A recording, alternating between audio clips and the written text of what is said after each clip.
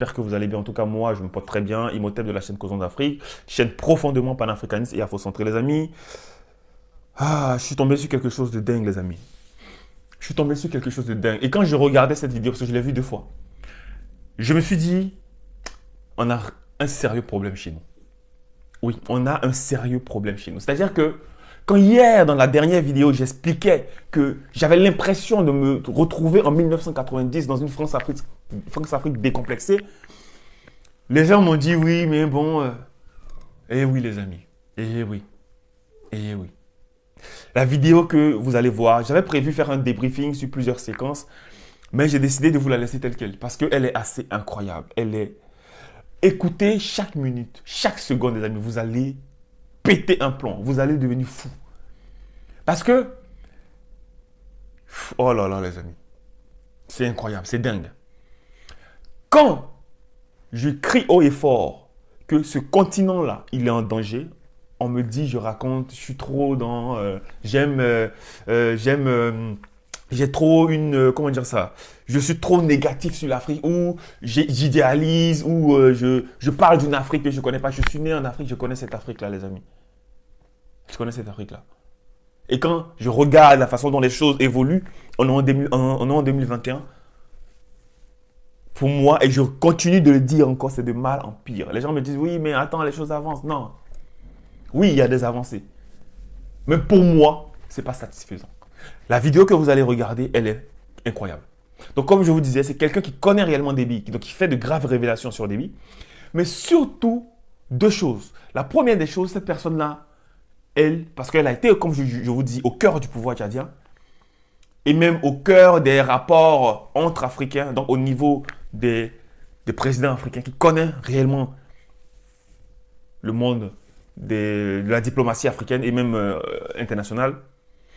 Cette personne-là parle du rapport, un rapport particulier entre la France et le Tchad. Rapport qui est même différent, les amis, du rapport que la France a avec le Sénégal ou la Côte d'Ivoire, qui sont les soupapes de la France-Afrique en Afrique. Qui sont ces pays-là même qui sont des ressorts de la France-Afrique. Mais vous allez comprendre dans cette vidéo que vous allez voir que le Tchad a un rapport particulier avec la France. Et quand tu analyses les dires de cette personne-là, tu deviens malade. Moi, j'ai eu une migraine pas possible parce que je me dis, ah là là, le peuple noir, oh là là, le peuple noir, peuple noir, peuple noir. Bon, en tout cas, je vais vous laisser avec cette vidéo-là. Je vous laisse également en commentaire. Dites-moi en commentaire ce que vous pensez des révélations qui ont été faites, que vous allez voir sur Déby. Ce que vous pensez des rapports entre la France et le Tchad et des rapports ou le comportement de la pieuvre en Afrique. C'est dingue, les amis. C'est dingue.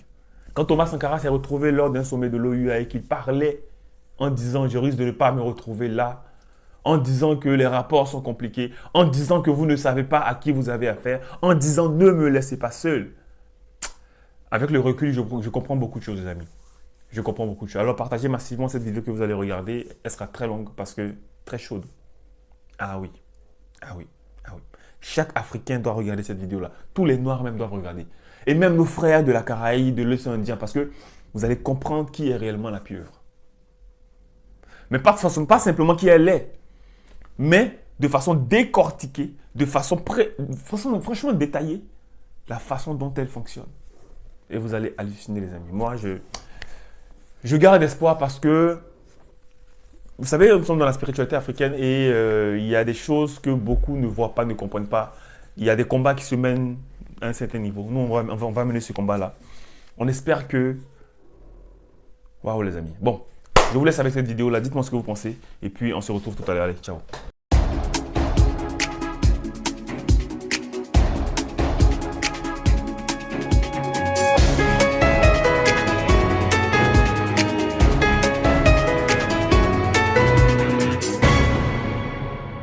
Bonsoir, aujourd'hui notre invité dans l'émission Autour du micro est Madame Fatim Raymond Habré, l'épouse de Monsieur Hussein Habré, l'ancien président du Tchad.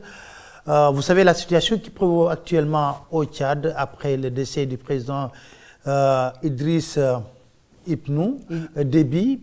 Alors nous allons avec elle aborder toutes ces questions. Mais tout d'abord, bonsoir Madame. Bonsoir, assalamu alaikum.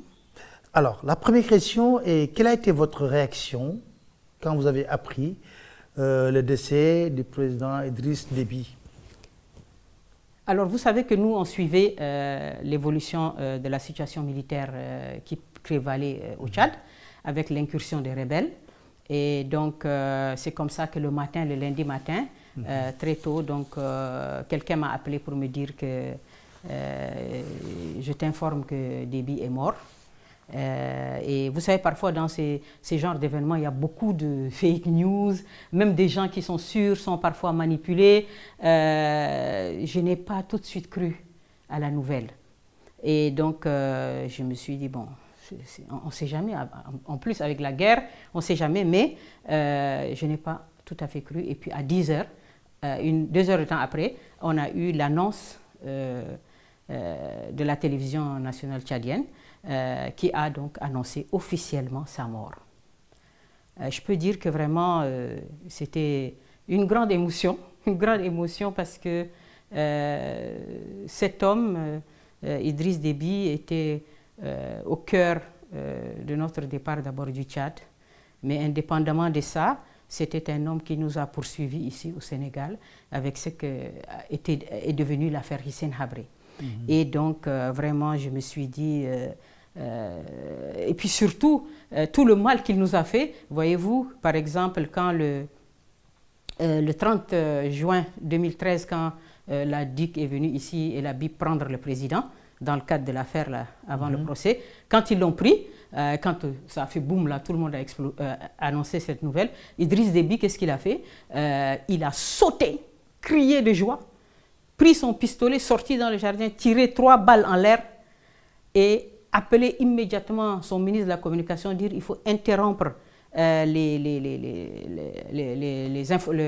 programme de télé, j'ai quelque chose à dire à la nation.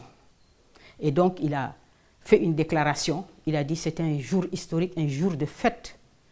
D'abord je remercie mon frère Macky Sall, félicite et je remercie d'avoir fait ce qu'il a fait. Et maintenant, je déclare une journée chômée, payée. Et il a dit immédiatement, toutes les mairies de N'Djamena, venez vite et qu'on leur donne un budget. Chaque mairie doit organiser une fête. Ça donne une image de l'homme. Et donc, nous avons aussi attendu sa chute pour un homme qui voulait absolument tuer le président, lui faire du mal. Toute l'affaire Hissène Habré s'est résumée à ça. Il a dépensé des milliards et des milliards pour y arriver. Et aujourd'hui, nous aussi, on a attendu sa chute, comme on disait, et Rabbina subhanahu wa ta'ala nous a fait assister à sa mort. Une mort terrible, une mort violente. Et j'ai dit, êtes-vous de ceux qui pensent que toute la vérité n'a pas été dite sur la mort d'Idriss Déby? Par rapport aux thèses du complot? Oui. Enfin, aux thèses de l'assassinat? De l'assassinat? Non. Qu'il est monté au front? Oui. Vous savez que ce que je sais moi, jusqu'à ce qu'on nous dise le contraire, ce que je sais moi, c'est que lui, il est allé au front. D'accord? Vous savez que les rebelles, quand ils... Vous avez des informations précises qu'il est allé lui-même au front? Oui. Bon, maintenant, il faut savoir c'est quoi exactement la démarche qui suivait. C'est-à-dire que quand les rebelles sont rentrés, vous savez, les rebelles, quand ils sont rentrés vers la frontière tchadienne, ils ont pris rapidement 3 villes, sans vraiment beaucoup de combats. Et puis, ils ont piqué vers la capitale. Et ils sont arrivés à peu près 350 km de la capitale. Et il y a eu les premiers accrochages. Dès les premiers accrochages, vous avez le chef d'état-major qui meurt. Mohamed Suleiman, il est décédé. C'est déjà un coup. Vous voyez, si c'est dès les premiers combats, le chef d'état-major d'abord s'implique, ça veut dire qu'il y a un petit problème. Parce que normalement, on envoie d'abord les gens et puis après, s'il y a un soutien, le chef d'état-major peut monter. Mais tout de suite, dès les premiers combats, on voit le chef d'état-major qui s'implique et il meurt. Et donc, du coup, ça crée un peu le moral est un peu dans les chaussettes, vous voyez. Et puis après, les rebelles avancent. Ils sont à 300 km de la capitale. Donc, lui, il dit, bon, ok, prenons toute la garde présidentielle. Donc, il prend toute la garde présidentielle. Et il dit, on va faire un QG. On va se positionner avant qu'ils arrivent à 300 km. Donc, il installe son QG et les gens partent. lui, il reste à l'arrière, dans le QG. Vous savez que si vous voyez, même si c'est une grande tradition au Tchad, depuis le temps des rébellions du président, depuis les rebelles et leur histoire, tous leurs chefs se battent avec leurs hommes. D'accord? Donc, lui, Idriss Déby, aujourd'hui, il est âgé à peu près de 70 ans, 69-70 ans. Je pense qu'avec tous les problèmes de santé, si vous voyez son physique, si vous voyez un homme qui a quand même pris de l'âge, qui a une grosse bedaine aussi, ce qui veut dire quoi? Que vous ne pouvez pas sauter sur les Toyota comme des jeunes combattants, filer à 120 à l'heure pour faire la guerre. C'est impossible. Mais la présence, elle est là pour galvaniser les gens et tout. Donc lui, il s'installe au QG à l'arrière et les gens vont sur les premières lignes de front. Donc lui ne se bat pas réellement. C'est très important. Depuis longtemps, il ne le fait plus. Ce n'est pas possible. Donc maintenant, les gens se battent et il amène toute la garde présidentielle. Ça veut dire l'unité d'élite. L'unité d'élite. Super équipée, des blindés, des canons, tout, des hélicos, tout. Et dans cette confrontation avec les rebelles, vous savez, les armes ne sont pas égales. D'abord, ça, c'est un État. Donc, il y a des moyens très importants. Et puis, ils ont aussi le soutien de l'armée française. Très important dans la guerre. L'armée française a toujours joué un rôle déterminant dans l'écrasement des rébellions en faveur d'Idriss Déby. Concrètement, sur le terrain, qu'est-ce qu'elle fait? D'abord, elle filme les colonnes. Oui. Elle filme, elle photographie.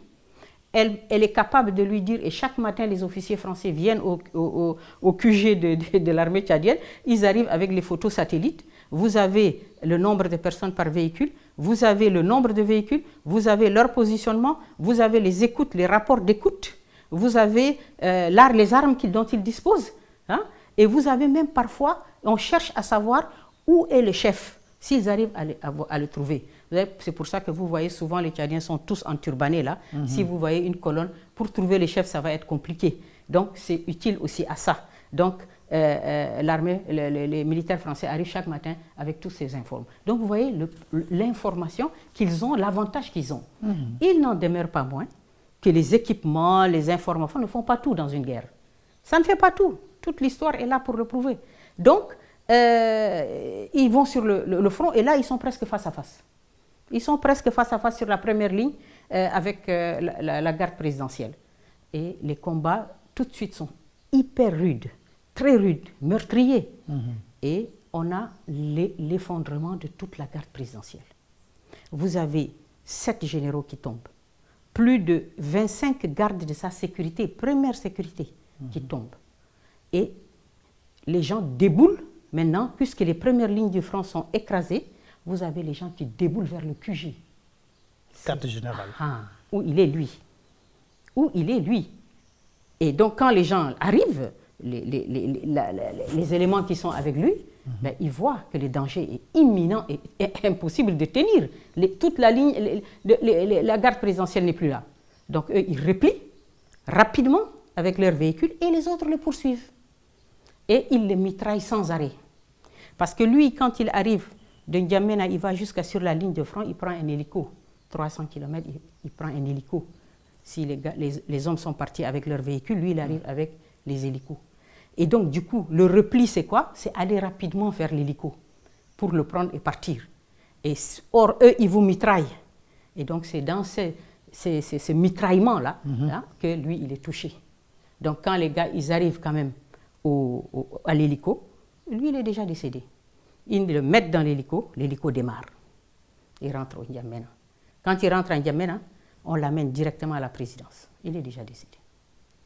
Et c'est le lundi matin, très tôt. Voilà.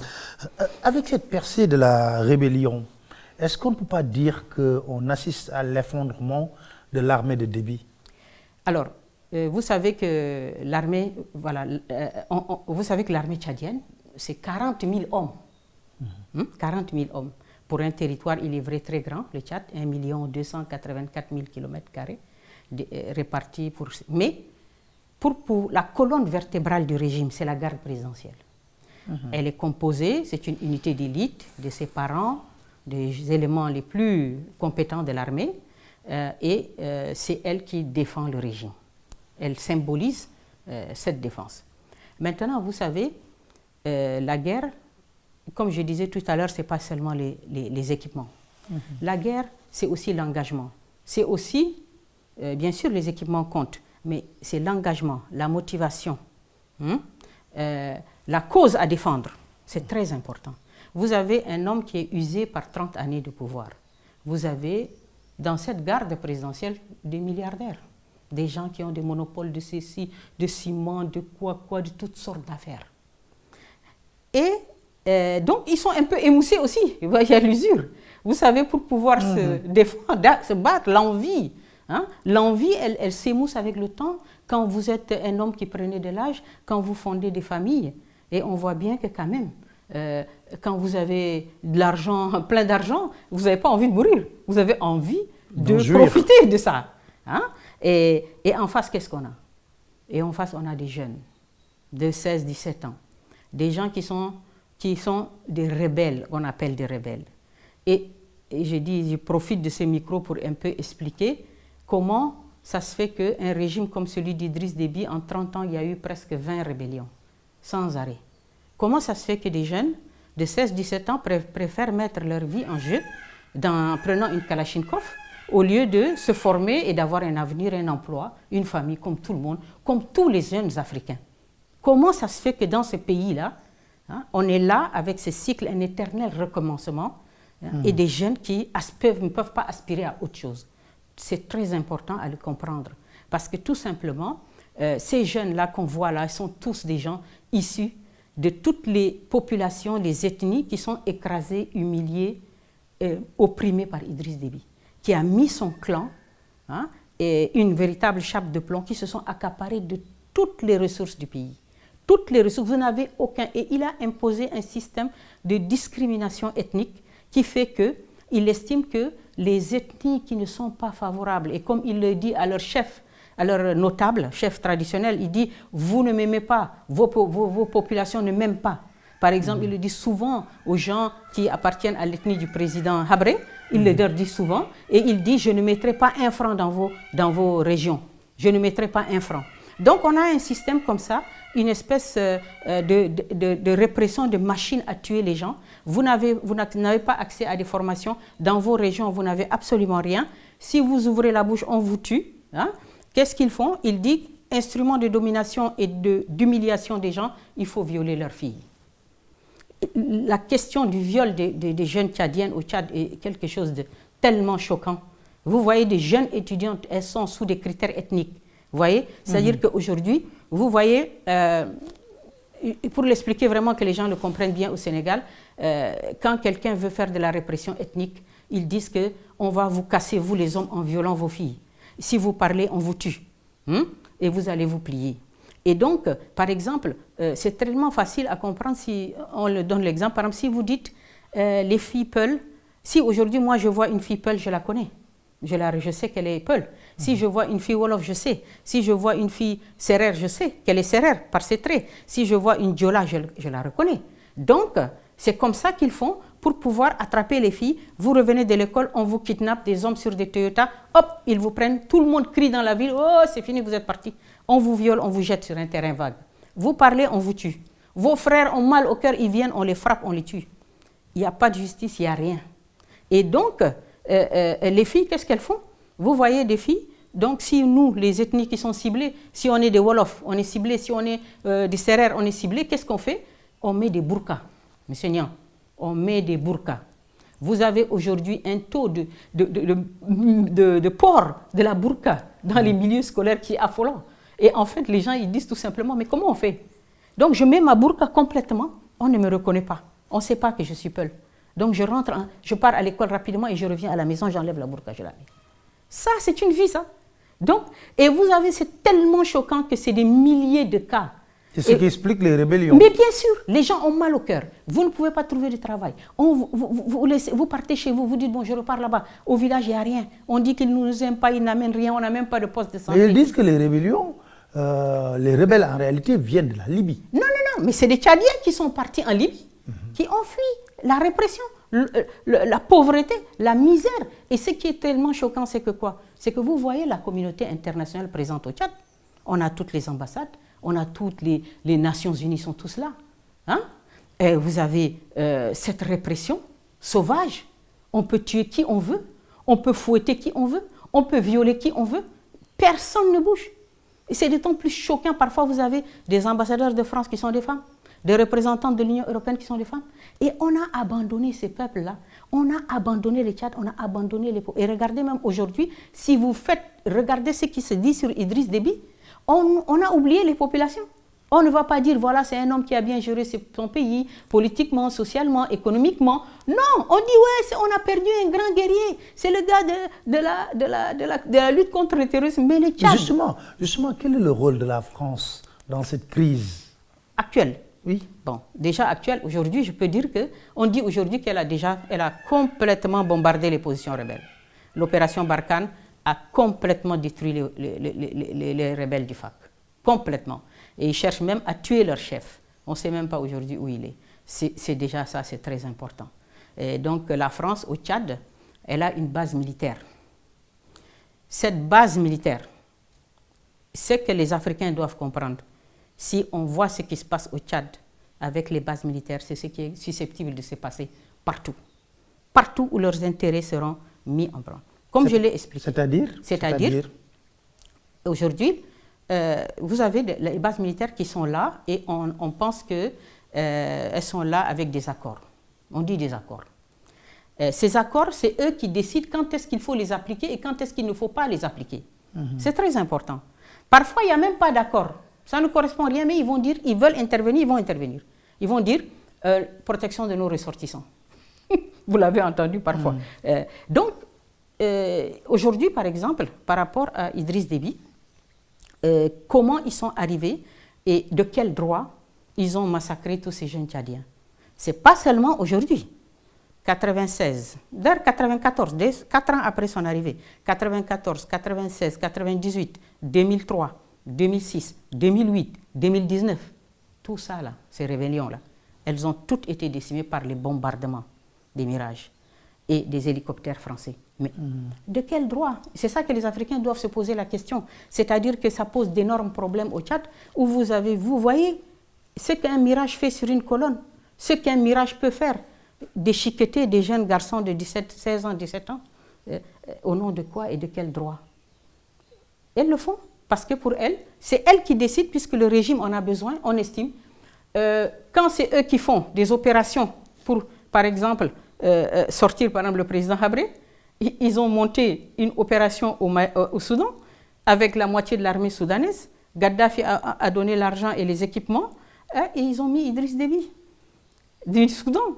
Ils sont venus pour faire la guerre et faire tomber le président Habré. Maintenant, quand c'est des autres, maintenant c'est eux, ils les qualifient, maintenant c'est à la mode, terroristes, islamistes, machin, chouette, djihadistes. Ils ne sont ni des djihadistes, ni des islamistes, ni des terroristes. Ce sont des jeunes Tchadiens complètement opprimés, humiliés. Et c'est cette rage au cœur qui les a fait hier décimer la garde présidentielle. Vous avez vu? C'est-à-dire que la rage, la volonté d'en finir avec cette répression, avec l'impossibilité d'avoir une vie digne et normale, c'est ça, dans cette confrontation-là, c'est ça qui a permis à ces jeunes-là de décimer complètement et jusqu'à de toucher Idriss Déby. Alors, aujourd'hui, pour assurer la transition, on a mis en place un conseil militaire de la transition. Est-ce que vous êtes d'accord avec cette formule? Vous savez, normalement, puisqu'on nous dit que c'est l'ère de la démocratie, c'est l'ère de la démocratie, c'est l'ère où il faut respecter les institutions. Et donc, ce qui était prévu, c'est un président qui meurt. Un président qui meurt, c'est une vacance. Et la constitution tchadienne dit qu'il faut que le président de l'Assemblée nationale, qui est là, et qui donc devait prendre cette vacance, gérer cette vacance jusqu'à organiser des élections. Mais les Français, ils n'oubliaient pas qu'aujourd'hui, il y a plusieurs éléments qui concourent à expliquer ce que moi j'appelle la mise sous tutelle du Tchad. Vous pensez que le Tchad est mis sous tutelle en ce moment? Oui. Le Tchad, il est mis sous tutelle parce que vous savez, quand on a le Conseil militaire de transition, là, quand on voit la liste de tous ces gens-là, ils ne sont pas capables aujourd'hui de dire Idriss Déby n'est pas là, nous on se force et on met ce jeune garçon. Parce que ce jeune garçon, quelle est sa légitimité? Si c'est le clan qui est au pouvoir, il y a les enfants d'Idriss Déby. Ah, il n'est pas enfant d'Idriss Déby? Non, non, non, non. Enfin, maintenant, officiellement, oui, puisqu'il l'a reconnu, c'est un fils adoptif. Donc, c'est le fils d'un non reconnu d'un ancien officier tchadien, que tout le monde connaît, et que lui, il a rencontré dans une caserne. Parce que lui, étant donné que c'est un règne presque militaire, et qu'il faut rester avec la répression pour tenir les gens, donc, il cherchait en vain, parmi ses enfants, quelqu'un pour faire jouer ce rôle-là. Il ne l'a pas eu, parce que ses enfants n'étaient pas intéressés par la chose militaire. Donc, il a essayé de coupler les choses. Je mets celui-là que je reconnais, qui va tenir l'armée et avoir les moyens de la répression. Et puis un autre, parmi ces deux enfants, il y en a un qui était son directeur de cabinet, l'autre était un ambassadeur du Tchad à Abu Dhabi. L'un d'eux, et il hésitait, lequel je vais mettre vice-président. Il a créé même ce poste de vice-président et donc il ne l'a pas encore nommé, que voilà, il est décédé. Et je dis que le Tchad est mis sous tutelle parce que qui a fait ce choix-là? Qui a eu la force d'imposer ces jeunes garçons? Qui? Tel qu'aujourd'hui, la panique et la pagaille qu'il y avait au Tchad, il n'y avait que les Français. Et si vous avez vu la simultanéité et l'extraordinaire rapidité des choses, donc on a caché l'information, on a mis dans la précipitation ce conseil militaire, on a fait le choix. Le choix de ce garçon, c'est d'un choix français. Pourquoi? Parce qu'il était dans le contingent malien. La préoccupation principale de la France aujourd'hui, pour un Emmanuel Macron qui est déjà en campagne électorale, c'est de ne pas avoir une mauvaise surprise par rapport au G5 Sahel, par rapport à la zone du Sahel, qui est une zone un élément de campagne électorale en France, comme chacun le sait. Alors, pensez-vous réellement que ce comité pourrait faire face à la situation à l'heure actuelle et que le jeune qui est mis à la tête de ce pouvoir peut contenir une sorte de révolte populaire parce que des voix commencent à s'élever au Tchad? Voilà.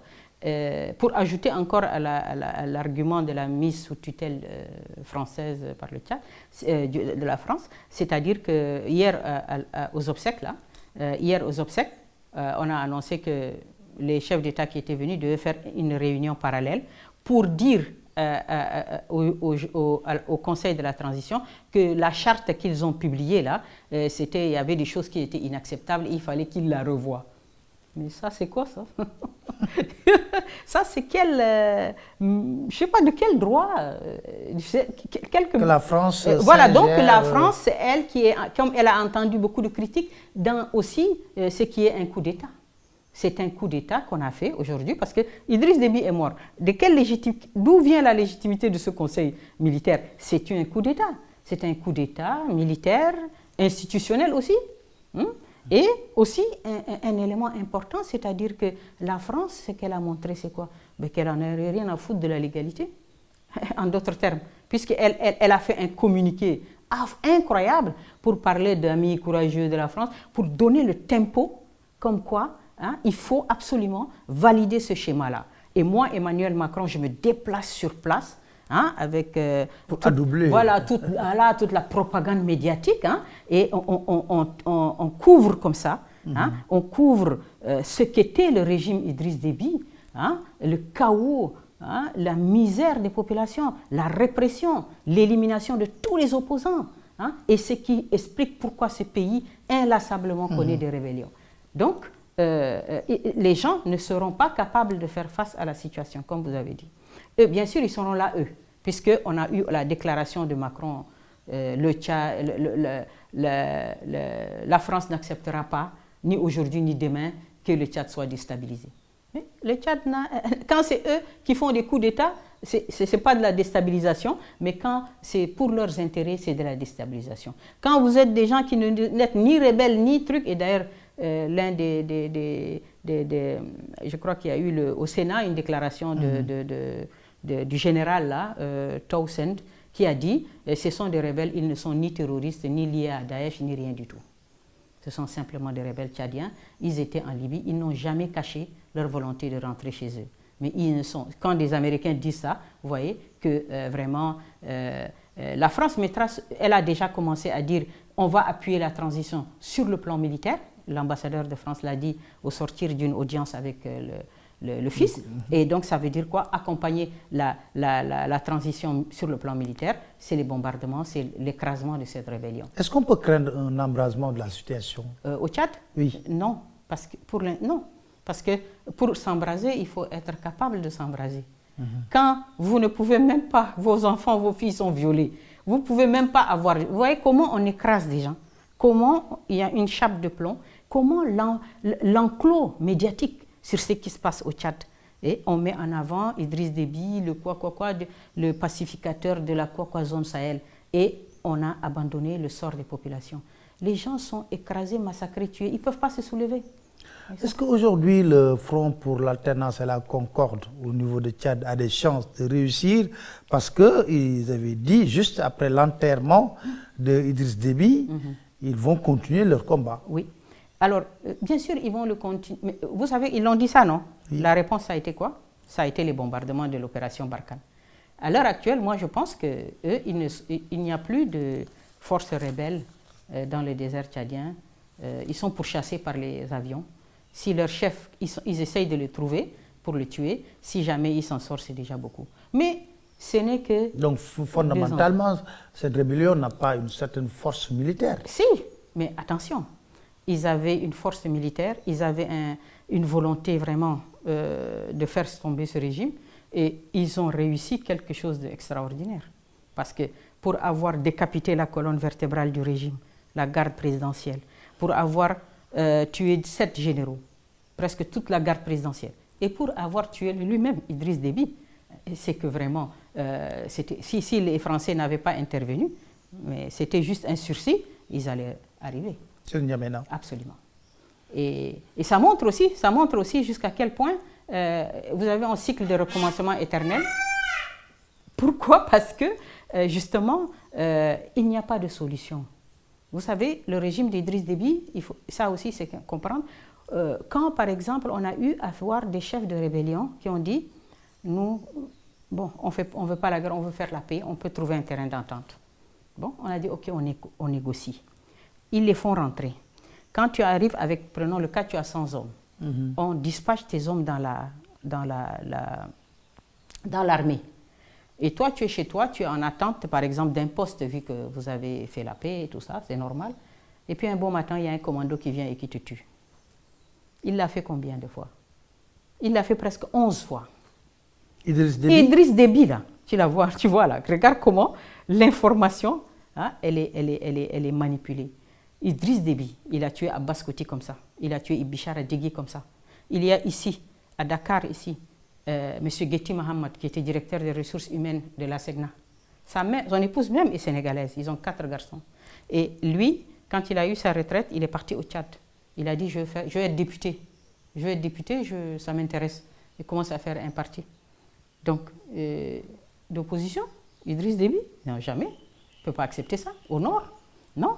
Donc, on lui fait savoir que non, Idriss te fait savoir qu'il ne te donne pas le droit de faire ça. Il dit non, moi c'est une opposition démocratique, hein, c'est ce qu'on demande. Et le lendemain, il saute. On le fait sauter sur une mine. Une mine devant ta maison, monsieur Niam. Subhanallah. C'est ça, le Tchad. C'est ça. Et c'est monsieur Geti Mohamed, son épouse est sénégalaise, elle est ici à Dakar. Elle a 4 garçons. Ils l'ont tué comme ça, au Tchad.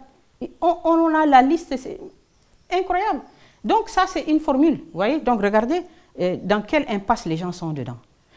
Quand vous venez, les Français vous bombardent. Quand vous dites vous voulez la paix, lui, il vous tue. Mais vous faites quoi? Vous faites quoi?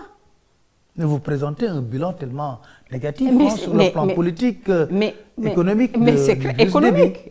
Mais attendez, ce n'est pas lui qui a eu à gérer le projet pétrolier du Tchad. Mais qu'est-ce qu'il est devenu ce projet pétrolier? La Banque mondiale, au départ, en 2003, nous a annoncé le plus grand projet du siècle en Afrique. La Banque mondiale elle-même est rentrée dedans. Mais après, c'est fini. La Banque mondiale, officiellement, tu peux regarder sur le net, a dit échec du projet pétrolier, elle se retire. Parce que tout ce qui a été dit n'est pas appliqué. Et que lui a dit qu'il veut des armes. Il est parti acheter des hélicos, des MiG-24, des C6, c'est là pour bombarder les gens. Vous voyez, voilà un régime qui ne peut pas avoir une autre alternative que la répression. Et les gens le couvrent. Et si aujourd'hui vous voyez tout ça là, depuis 2010, lui maintenant c'est la rente terroriste de l'engagement du Tchad au Mali. Et il a tiré tous les subsides de ça.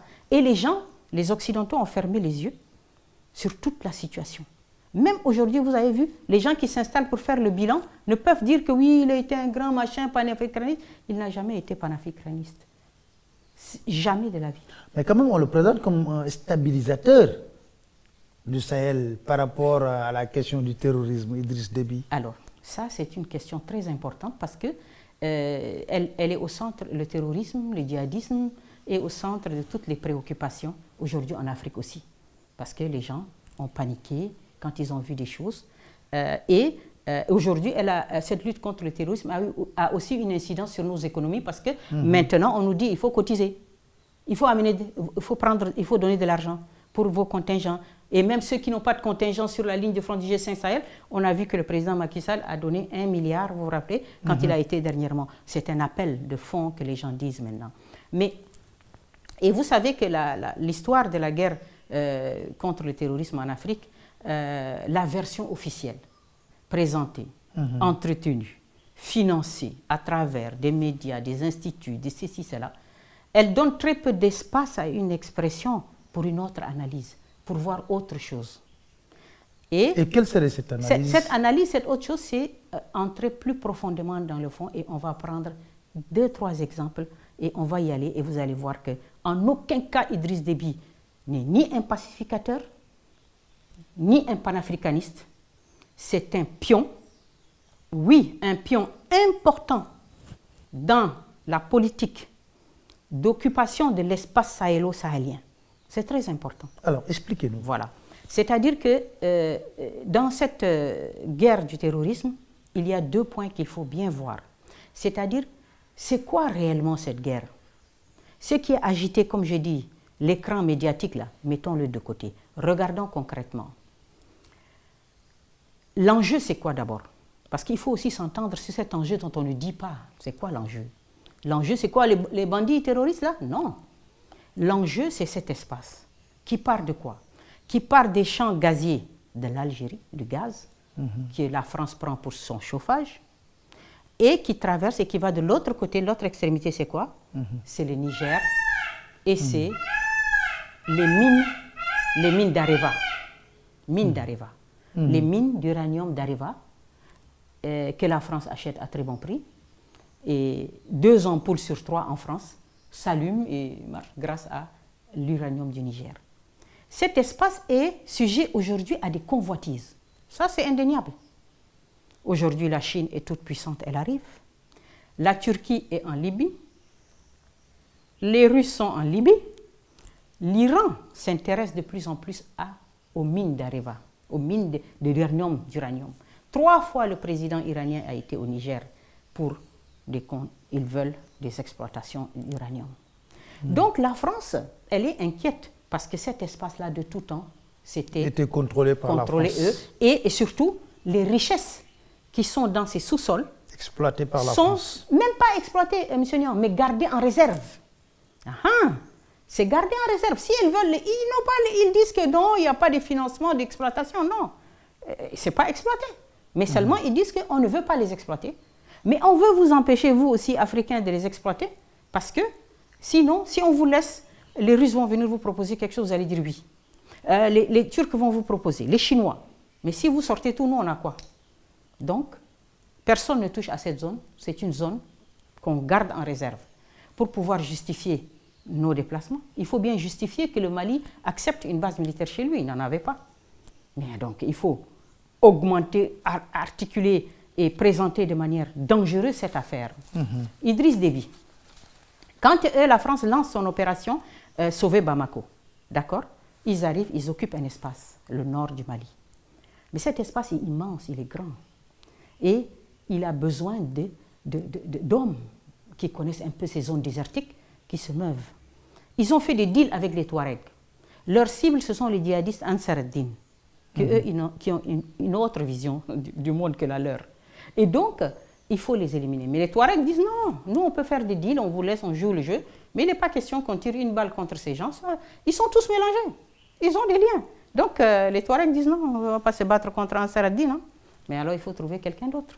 Soit on se mouille le maillot nous-mêmes, mais les Français auront de la casse, et les peuples français ne vont pas accepter. Hein. Et donc la cote de popularité va chuter de nos hommes politiques français. Donc, qu'est-ce qu'on fait? On a besoin d'aide, on a besoin des gens qui connaissent les DGR, des gens qui... Donc, on fait appel à Idriss Déby. Ce n'est pas le Mali qui appelle Idriss Déby, c'est la France. C'est très important. C'est peut-être qu'il a l'expérience. Oui, non, mais d'accord. Je suis d'accord. Il n'y a pas de problème. Donc, Idriss Déby arrive.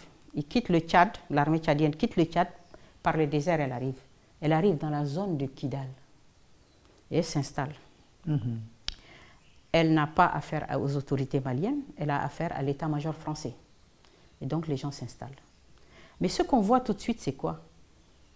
Aujourd'hui, le Mali, les gens pleurent, ils disent quoi? Ils disent, c'est une partition de fait de notre pays.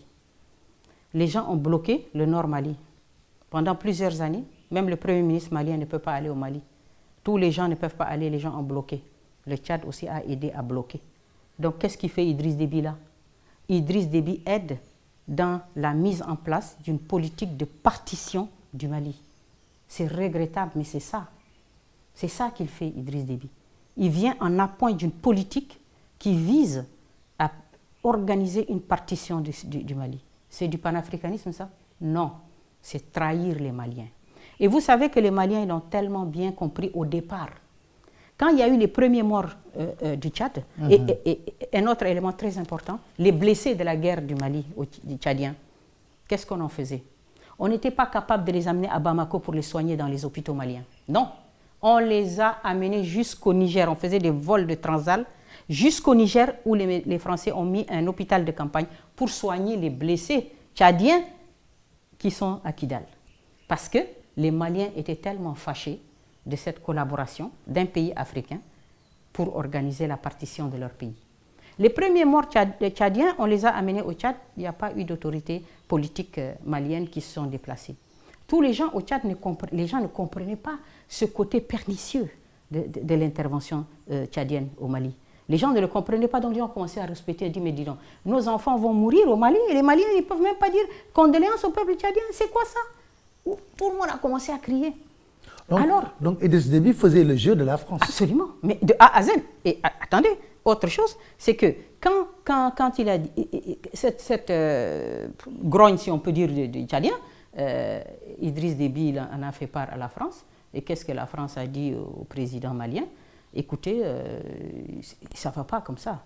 Idriss Déby est là avec nous et tout. Et puis maintenant, il faut absolument lui affirmer votre reconnaissance. Il faut le soutenir. Et là, brusquement, on a eu même des chanteurs qui ont chanté Idriss Déby. Voilà. Donc, et autre chose aussi, c'est très important, c'est que quand vous voyez Idriss Déby qui quitte le Tchad et qui vient au Mali, il fait quoi? Il sort, officiellement le Premier ministre annonce un retrait, un financement à hauteur de 90 milliards de francs CFA pour financer son opération au Mali. Donc voilà un pays qui n'est pas menacé directement par le terrorisme et qui sort 90 milliards de son trésor pour aller financer un programme, une politique de partition de notre pays africain. Mais ça là, les Tchadiens, ils manquent de tout. Il n'y a pas d'eau, il n'y a pas d'électricité. Hein? Il manque de soins. Les gens courent au Cameroun se soigner, partent au Soudan, partent au Tunisie, il n'y a pas de soins au Tchad. Des régions entières sont appauvries. Et vous avez le gars qui sort 90 milliards rien que pour faire plaisir à la France. Vous voyez comment cette machine France-africaine, elle est capable de faire des choses absolument incroyables et comment un leadership peut ruiner un pays, peut le détruire, et alors qu'on va le présenter comme quelqu'un de positif. Autre chose très importante dans le cadre de la lutte contre le terrorisme, il y a aussi une autre. Pourquoi, en fait, l'armée tchadienne est positionnée partout? Pourquoi? Vous savez, il n'y a pas réellement de guerre. Parce que s'il y en avait, ça fait 11 ans. Les gens, ils savent faire la guerre, ils vont cramer tout le monde. Mais il n'y en avait pas. Même les Tchadiens qui étaient sur la ligne, ils ont dit les premiers chocs, c'était les gens qui étaient dans les grottes. Une fois que les gens sont réussis avec la casse qu'il a fut, c'est fini, il n'y a plus rien. Mais il y a toujours des attentats terroristes oui, au Mali. Il y en a, mais ça ne justifie pas, je ne sais pas, aujourd'hui les Tchadiens, il y en a 5000. Vous regardez les autres contingents. On est à presque 20 000 hommes. Mais est-ce que vous pouvez me dire, vous, il y a combien de terroristes? Ils sont où? Et ils sont combien? L'autre jour, on a vu des images invraisemblables. On a vu des gars avec des motos flambant neuves. Ils sont tous en moto, les gens du Moujao. Ils sont en turbané, ils ont une Kalachnikov, chacun, ils sont à 2 par moto, le gars derrière a une Kalachnikov. Donc ils circulent dans les villages et ils mitraillent les gens. Mais d'où viennent les motos? Comment ça se fait qu'on a 100 motos flambant neuves, même marque? D'où est-ce qu'ils ont le carburant? Comment des pays africains ne peuvent pas gérer ce genre de problème? Vous prenez un hélico, vous circulez, où sont positionnés les points qui les alimentent en carburant? Et qui a donné ces motos flambant neuves? Elles sont passées par où? Donc, vous voyez bien que quand même, quand on voit les moyens qui sont mis, des chars, des blindés, des militaires français, hollandais, machin, des capacités de satellites, tout ça, mais quand on voit, on n'arrive pas à nous dire, ils ont tant les djihadistes, ils occupent telle zone, leur chef est un tel, ils sont tant d'éléments, ils ont des blindés, ils ont des canons. Non, on nous dit, il y a des gars qui se baladent en moto comme ça, mais des hélicos peuvent les arrêter rapidement. Donc, on voit bien que le truc pernicieux, c'est qu'en fait, il n'y a pas vraiment une guerre, au sens. Mais il faut contrôler cet espace. Il y a des petites incursions, il faut le contrôler, il faut rester. Mais comme ça pèse lourd, parce qu'au bout d'un moment, maintenant, vous les Africains, on en a marre, maintenant c'est à vous de financer. Vous allez financer éternellement, jusqu'à quand, je n'en sais rien, mais c'est ça. Autre chose pernicieuse, qui est très importante dans le fait qu'on veuille que... Je vais donner un exemple par rapport au Cameroun et Boko Haram. Très important. Ça permet de comprendre un autre élément. Pourquoi on veut que garder Idriss Déby? Il y a un deuxième élément assez fou. C'est-à-dire que le Cameroun a une frontière avec le Nigeria, où il y a Boko Haram. Et Boko Haram fait des infiltrations au Cameroun. Et prend de surprise les gens et massacre les gens. Donc, les Camerounais se sont levés, leur état-major, ils ont déplacé beaucoup de moyens. Et ils sont arrivés, ils ont dit, l'opération Barkhane, elle est sur la frontière là, on vous sollicite pour des images satellitaires pour pouvoir voir les gars de Boko Haram et pour que nous aussi on fasse nos plans pour les éliminer. Maintenant, les Français, ils disent quoi? Ils disent, ok, mais c'est 50 000 € l'heure. Ils répondent à l'état-major camerounais, 50 000 € l'heure. Mais les gars, ils disent, mais attendez, mais on ne lutte pas ensemble contre le terrorisme. Comment ça se fait? Comment on peut faire ça? Hein? Et donc, finalement, ils disent, non, non, non, de toute façon, vous n'y arriverez pas. Laissez passer l'armée tchadienne. Ils disent que non. Mais on n'a pas envie de voir une armée tchadienne chez nous. On ne veut pas. Nous, on est capable de défendre notre pays. Et ils disent non. Donc, si c'est ça, vous casquez. Mais les photos, les images satellitaires, vous les payez aujourd'hui, demain, ça change. Et donc, mais vous comprenez les déplacements, ce qui fait que c'était une façon de dire, on ne vous aidera pas pour ça. Donc, et laissez passer Idriss Déby. Et donc, les gens ont laissé passer Idriss Déby. L'armée tchadienne est rentrée au Cameroun et elle est montée vers le Nigeria pour aller attaquer les gens de Boko Haram. Maintenant, deuxième élément important, et ce qu'on ne dit pas, c'est qu'au bout d'un moment, le Cameroun a amené un chèque à Idriss Déby. Ah ben oui, le ministre des Finances du Cameroun est arrivé au Tchad, il a donné un chèque. Donc vous voyez. Mais avec sa mort, est-ce que toute cette zone, il n'y a pas des risques qui planent véritablement? Voilà, je vais vous dire le deuxième côté qui fait que eux, ils privilégient un certain type de politique vis-à-vis de la lutte contre le terrorisme, la conception. Vous voyez, ça c'est très important pour que les gens comprennent. C'est que vous dites pourquoi, comment ça se fait, encore une fois comme les rébellions au Tchad, qu'est-ce qui fait que des jeunes prennent le risque de s'attacher des ceintures, d'aller être des commandos? Ce n'est pas simplement parfois que du fanatisme. Non, il y a de la misère, il y a de la répression, il y a beaucoup de choses, des problèmes politiques importants, hein, et qui font que les gens s'engagent dans des voies comme ça, deviennent des marginaux. Et donc, quelle est la solution qu'on doit amener? Quelle est la solution? Est-ce qu'on laisse aux Africains une seule possibilité d'explorer d'autres types, hein, de politiques vis-à-vis de ces jeunes-là, hein, qui sont en perdition pour qu'on puisse les récupérer. Et vous savez qu'il y avait une équipe des Nations Unies qui a fait une étude très intéressante sur les Chebabs en Somalie, où on les présentait comme des islamistes enragés. D'accord? Quand on les a arrêtés, à peu près, on a fait prisonnier une centaine de gars, des gens de Chebabs. Quand les gens ont commencé à parler avec eux, des sociologues, sur les 100 là, 80 ne pouvaient même pas lire correctement 3 sourates du Coran. 3, ils ne pouvaient même pas. Donc en fait, et chacun avait une histoire. On a violé ma soeur, on a tué ma mère, on a ceci, cela. On voyait une misère, une répression terrible. Et les gens n'étaient pas écoutés. Qui vous écoute? Qui vous parle? Qui vous aide? Personne. Donc vous êtes... Et là, les gars disent, ok, nous aussi, on va se faire entendre d'une autre façon. Donc pour vous, tout cela, c'est juste l'accumulation de frustration. Oui, je dis que même s'il y a des choses derrière, la majorité, la troupe, et le fait que le phénomène continue, c'est que les solutions qui sont apportées ne sont pas positives. Alors, la conception des Occidentaux, voilà, ça j'y arrive, la conception des Occidentaux par rapport à la gestion de ces choses. Eux, ils veulent qu'on élimine ces gens. Ça, c'est très important. Pour eux, ils ne donnent pas voix à autre chose. Pour eux, il faut éliminer, éliminer et éliminer. Donc, si on dit Idriss Déby, oui, il est d'accord avec eux. Il faut les tuer. Et c'est pour ça qu'ils parlent d'une armée efficace. C'est choquant parce que nous, on sait que c'est que l'efficacité. C'est un mot comme ça, cool. Mais ce qu'ils disent, c'est une armée efficace, c'est-à-dire c'est une armée qui tue. Et on lui demande de tuer, et il tue. Et vous voyez par exemple au Nigeria. Le Nigeria, c'est un grand pays, il a Boko Haram dedans, au nord.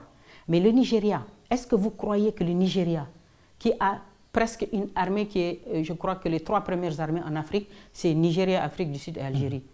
Vous croyez que le Nigeria, s'il mobilise ses moyens, le Nigeria ne peut pas mettre fin à Boko Haram? Mais bien sûr qu'il peut le faire.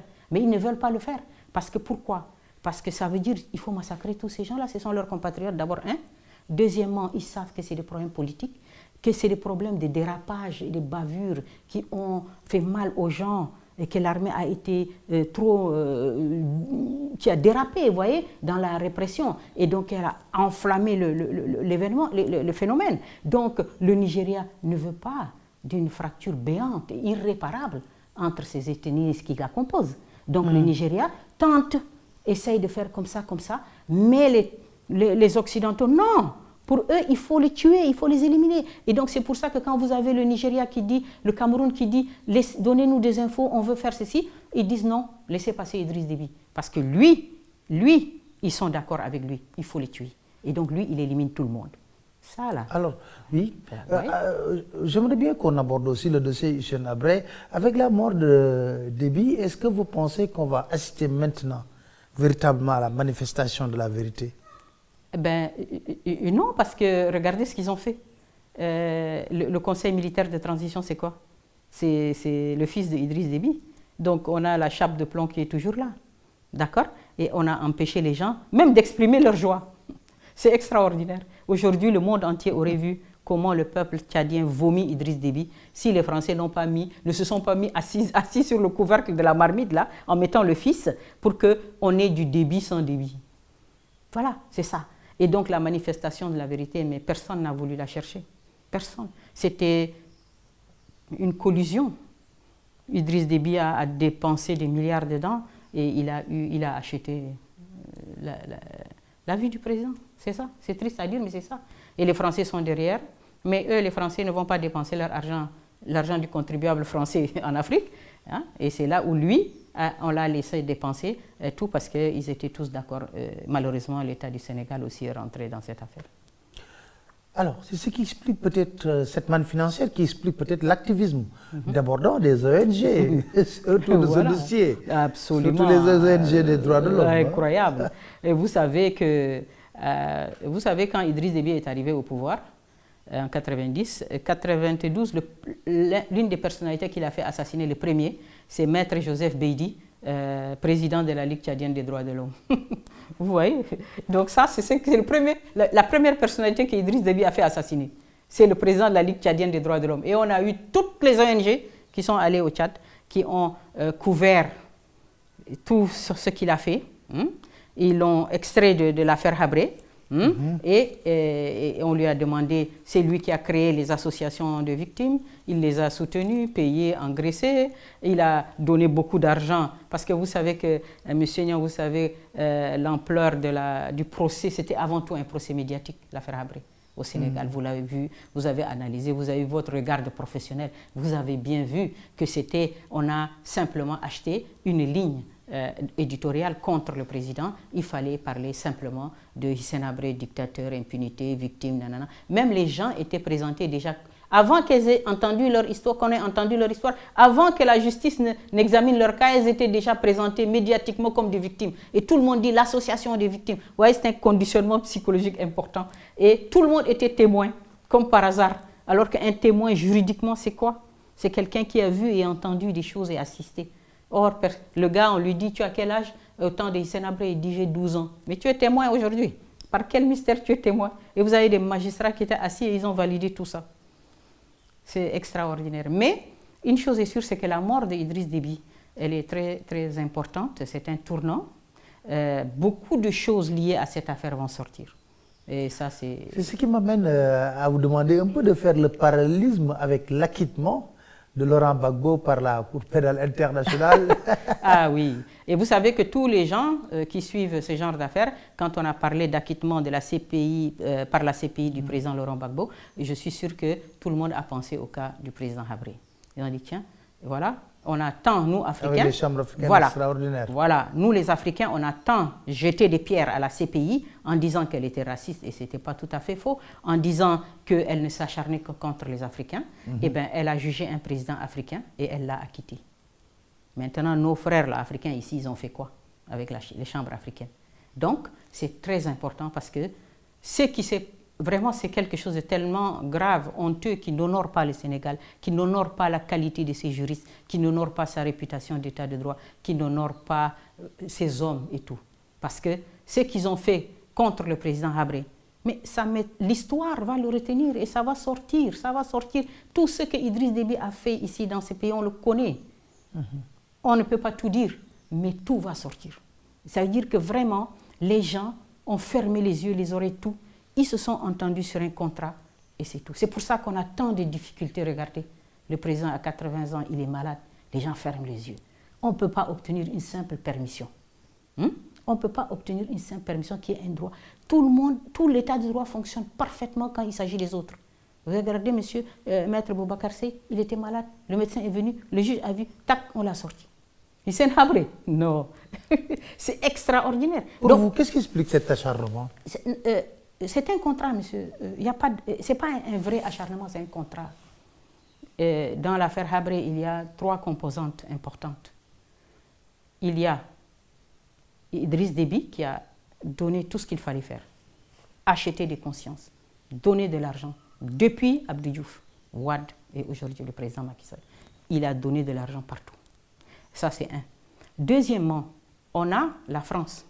Elle veut la mort du président Habré, c'est clair. Et elle essaye de l'obtenir par tous les moyens. Et donc, vous voyez, et troisièmement, on a donc la France, ses représentations, c'est l'Human Rights Watch. Vous voyez, elle-même, on peut se demander d'où elle tient toute cette manne financière qui alimente. On sait que M. Soros a dit que lui, chaque année, il donne 100 millions à Human Rights Watch. Et M. Soros s'intéresse beaucoup aux mines, aux ressources africaines. Donc on voit que derrière Human Rights Watch, on a des calculs de grandes multinationales qui aujourd'hui en Afrique sont plus puissantes que les États. Et elles avancent, elles cherchent les ressources minières et on nous met les Human Rights Watch dans nos pattes là pour emmerder les gens. Et Human Rights Watch joue un rôle capital dans l'affaire Habré. Donc ils sont là depuis 2000. Ils ont un budget intarissable, incroyable. Films, livres, patati, patata, insertion de journaux, invraisemblable. Et en même temps, aujourd'hui, elle est aussi en train de faire une espèce de... C'est-à-dire qu'avec l'État du Sénégal, ils sont partenaires. C'est-à-dire que Human Rights Watch, regardez ce que je vous dis et regardez bien, analysez. Human Rights Watch a fait une espèce de deal SCT sur tout ce qui s'appelle gouvernance politique du Sénégal. Quelques personnes lui avaient reproché ça au moment des manifestations. Ils ont attendu 10 jours, 15 jours avant de pondre un dossier. Donc, le deal, c'est ça aussi. Le deal aussi, c'est que le Sénégal et certaines de ses élites ont dit que l'affaire Hissène Habré va nous rapporter quelque chose dans la diplomatie des droits de l'homme du Sénégal. Vous comprenez? Donc, si on se positionne, on va avoir quelques points dans le cas du Sénégal qui est un État de droit, qui est un État soucieux de la fin de l'impunité, mais ils n'ont pas fait un procès digne de cela. C'est pour ça qu'on a eu à donner 800 millions à la presse au Sénégal, 800 millions. Et si vous voulez, M. Niang, je vous donnerai le contrat officiel qui a servi à... Ah, je suis preneur. Ah oui, je vous le donnerai, Inch'Allah, dès demain. Et vous allez voir le contrat qui a lié les chambres africaines à l'agence de M. Abdoulou, agence Premium Africa, signé, estampillé, imprimé. Au total, c'est à peu près 800 millions qu'on a décaissés pour que les médias du Sénégal et 20 organes de presse, journaux, télévision et radio, ont été pris en main par les chambres africaines, jusqu'à on leur a fait des ateliers pour leur dire ici à Goodread, et nous avons les ateliers médias, pour dire voilà comment vous ne devez en aucun cas dire le président Habré. Ne pas dire ça. Dire, si vous voulez dire, écrivez le dictateur. Et dites aussi Hissène Habré, tout simplement. Vous voyez comment les gens ont pris en main cette affaire, et c'est M. Franck Petit. M. Franck Petit, qui était le patron de cette communication, et donc c'était avant tout un procès médiatique. Alors qu'on arrivait aux portes du procès, où maintenant il faut sortir les preuves. Parce qu'on a beaucoup crié pendant 15 ans, maintenant on arrive, il faut sortir des preuves, et là qu'est-ce qu'on voit? On met en place un organe qui va saper la présomption d'innocence. Et vous savez, c'est très important parce que la présomption d'innocence, beaucoup de gens ne comprennent pas très bien ce que c'est. Parce qu'ils disent, je vais faire un parallèle, les gens vont le comprendre dans l'affaire Sonko par exemple, les gens ils disent, mais il faut respecter, oui, non, mais M. Sonko est présumé innocent. Mais si vous organisez des émissions où vous sapez cette présomption d'innocence, mais c'est comme ça que vous la détruisez. Donc Hissène Habré, c'est ça. C'est-à-dire qu'on a donné de l'argent pour que tous les gens ne prennent que ce qui était contre lui pour le mettre dans la presse, et on a ainsi démoli complètement sa présomption d'innocence. Donc la présomption d'innocence, c'est des conditions strictes, rigoureuses, de respect dans tous les ordres. Pas d'émission contre une personne, pas de mots de travers pour la présenter de ceci, cela. Voilà. Donc, vous comprenez, ce n'est pas simplement la déclaration « oui, un tel est présumé innocent ». Non. C'est une attitude respectueuse de sa réputation. On ne peut pas monter des émissions pour le présenter comme un coupable face à l'opinion. C'est tout ça qui sape la présomption d'innocence. Et quand ils sont arrivés dans ce procès-là, qui était en aucun cas comparable, qu'est-ce qu'elle a dit, la CPI? Vous m'avez parlé de l'affaire Gbagbo. La CPI a dit au procureur Bensouda, nous, juges, nous voulons des preuves concrètes dans la commission des crimes contre l'humanité, des crimes de guerre.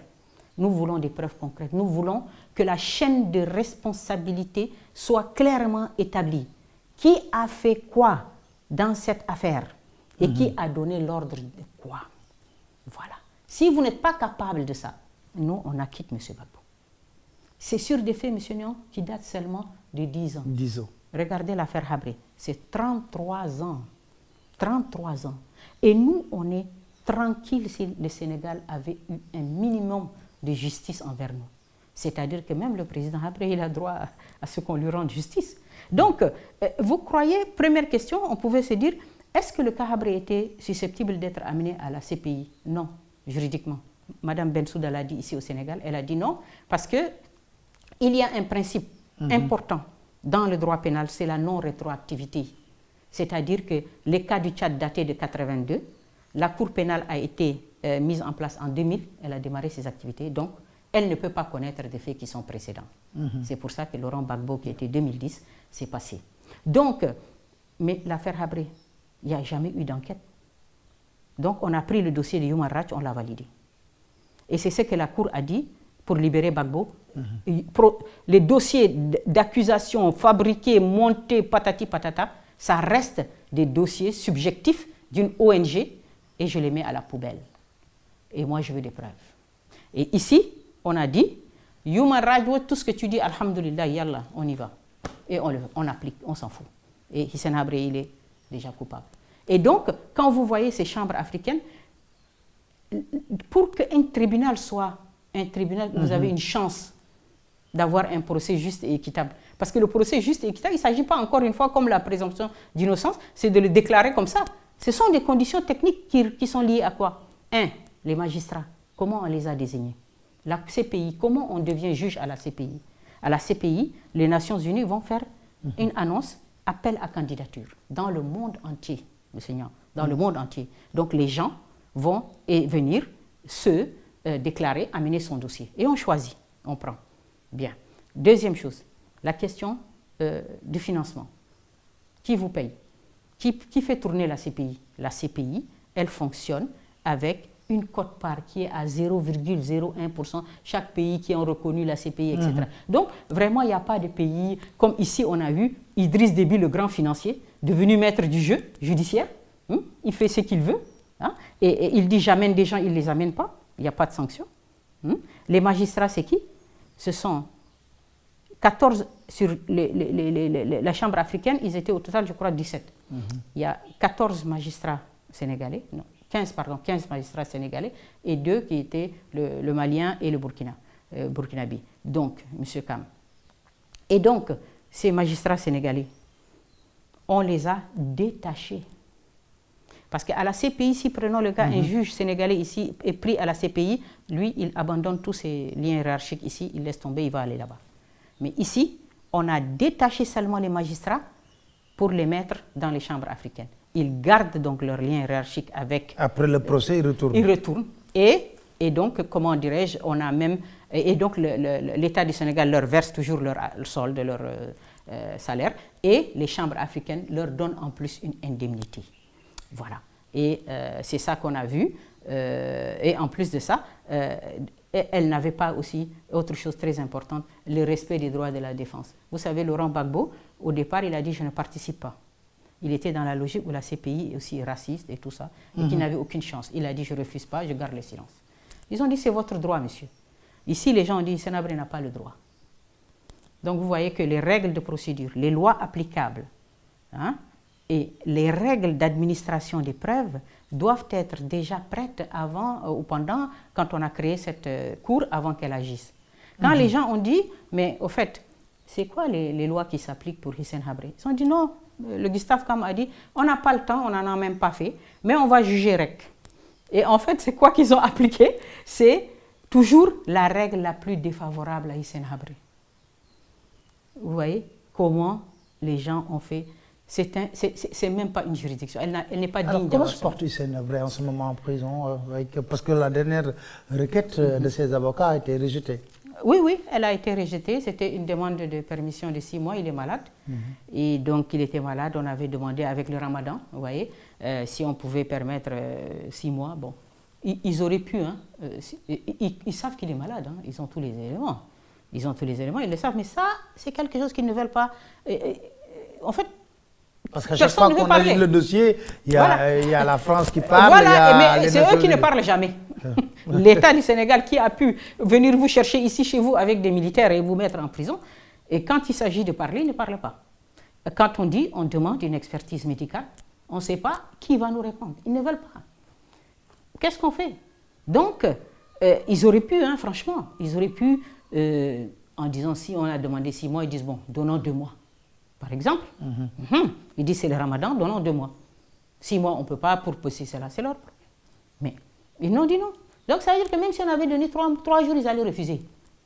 Et donc en fait, ça revient à une histoire, une question finalement d'engagement dans quelque chose. Vous comprenez? Si vous voyez un homme, il est malade, vous ne voulez pas voir qu'il est malade. Vous fermez les yeux. On dit, on demande une expertise médicale, personne ne nous répond. Mais quand il s'agit de venir vous prendre chez vous, là, une armée arrive. Et on fait quoi? Il n'y a pas de droit, il n'y a rien. Qui sont nos... Ils ne veulent rien. Comment on fait? On ne sait pas. Vous n'avez pas d'interlocuteur? Qui c'est? Nos interlocuteurs, c'est qui? Nos avocats ont demandé audience au ministre de la Justice. Ça fait 1 an, ils attendent. Et je peux vous dire l'inverse. Mais depuis que l'affaire Hissène Habré est là, dans ces pays-là, ça fait presque, depuis 2021 ans, c'est affolant. Où est-ce qu'on a vu une chose pareille? Ça fait 21 ans, aucun de nos avocats, personne n'a jamais été reçu par une autorité, ni ministre de la Justice, ni président de la République. Mais alors là, Ruth Brody, tapis rouge. Toutes les ONG, tapis rouge. Tout le monde est reçu sauf nous. Donc vous voyez bien, la position claire est assumée quelque part. Hein. Elle est assumée. Elle est assumée. Elle est assumée par l'ignorance, par le fait que personne ne veut parler, par le fait aussi que off the record, comme on dit, les gens disent ben, c'est une affaire qui est entre les mains du président Macky Sall. C'est lui qui la gère. Nous, on n'a rien à voir. Le président Hissène Habré, madame, il nous a fait quoi? Mais nous, on n'a rien. Tout le monde dit, mais on n'a rien contre le président. Qu'est-ce qu'il nous a fait? On est des fonctionnaires. Si on nous dit faites ça, on fait ça. Mais si on ne nous dit rien, on fait quoi? Voilà. Ils savent que c'est une affaire qui est quand même aujourd'hui devenue assez lourde. Et elle pèsera très lourdement par rapport à la conscience individuelle de chacun. Par rapport où nous, on ne peut pas dire que madame n'a pas alerté. On ne peut pas le dire. Mais comment on peut expliquer ça? Comment on peut expliquer que, regardez, ils ont fait 2 mois de permission. Les gardes étaient au poste de garde, monsieur Niang, les 2 gardes. Ils étaient avec nous 24 heures sur 24. Et quand le président part pour faire la rééducation de son bras, ils montent avec lui, les 2, dans la voiture, ils partent, ils reviennent. Tous les jours, le DAP les appelle, vous êtes là? Oui, on est là, on dort. Le président est chez lui, il se repose 2 mois. On n'a rien eu à nous reprocher. Alors qu'est-ce qui les empêche d'accorder encore une permission? C'est-à-dire, voilà, c'est ça. Voilà, merci beaucoup Madame Fatim Raymonde Habré de nous avoir accordé cet entretien. Alors, je vous donne rendez-vous très prochainement avec un autre invité dans votre émission Autour du micro. Merci. Merci.